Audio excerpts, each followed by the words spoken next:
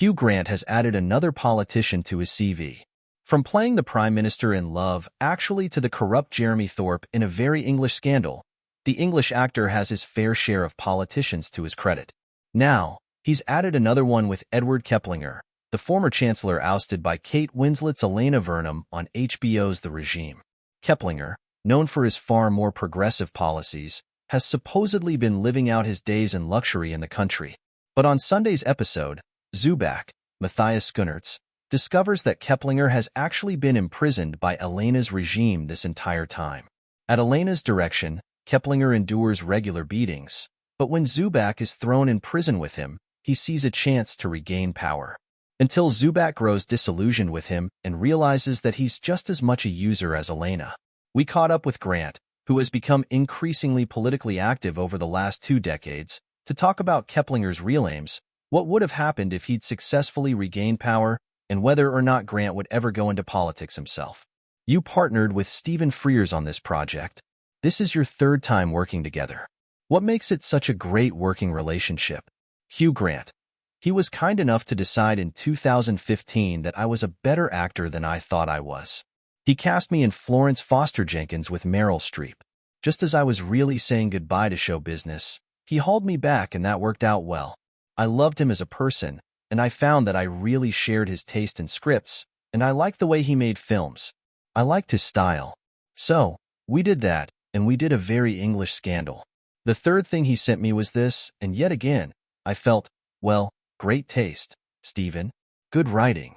So it was easy. You've been very outspoken about political corruption. So was that something that appealed to you about this role? I don't think that was it, really.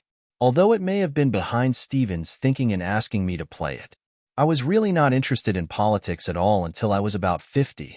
I sneered at politics, and then I found myself campaigning about the abuse of power in the British tabloid press here in the UK. I spent an awful lot of time in the House of Parliament lobbying politicians, and got to know them up close and see what weird specimens they were or became in the course of their careers. Very often starting with conviction and passion and ending up a couple of decades later, these slightly monstrous professionals of the political game of snakes and ladders. Their priorities were 1. Their own career, 2.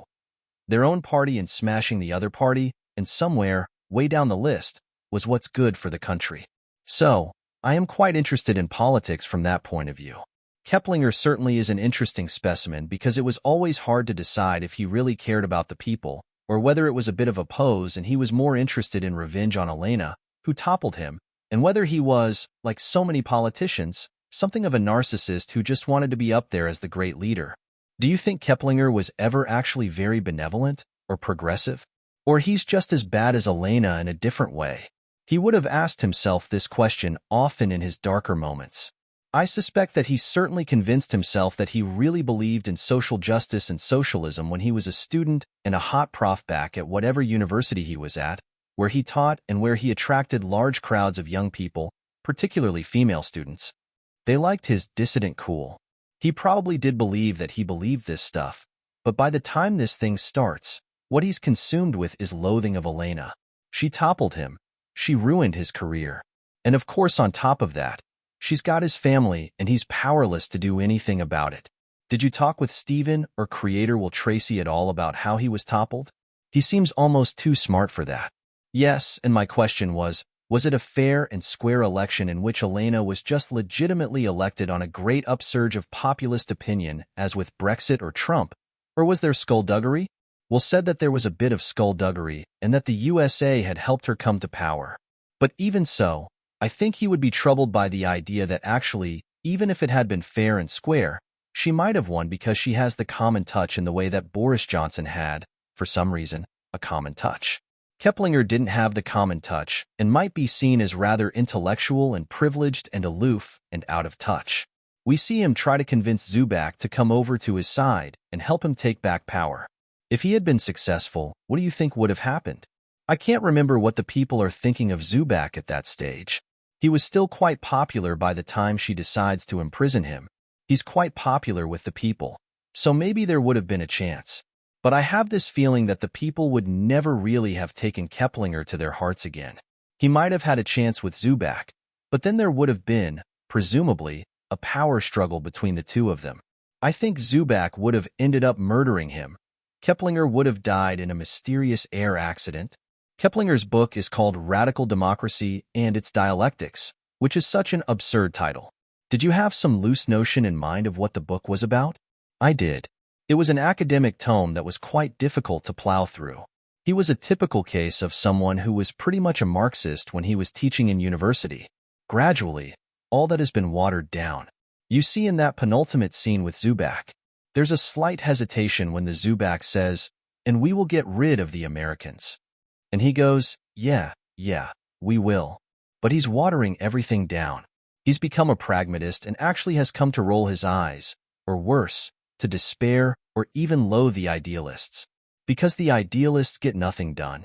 What do you find scarier, someone blatantly out of their depth like Elena or someone more cunning like Edward? Although Keplinger may well have his faults, I don't think he's a murderer. I don't think he's corruptible that way. So, she's infinitely more dangerous. You've played a few politicians in your time. Would you ever want to go into politics yourself? It has crossed my mind. But what I really see close up is that it's almost impossible to actually get anything done. It's just impossible. You've got to bring so many people with you. My wife's mother is a politician. She was quite senior in the Swedish parliament. Whenever the subject comes up, she just says, "Don't. You have to water down everything. It's all horse trading." And nowadays the incoming abuse is unthinkable.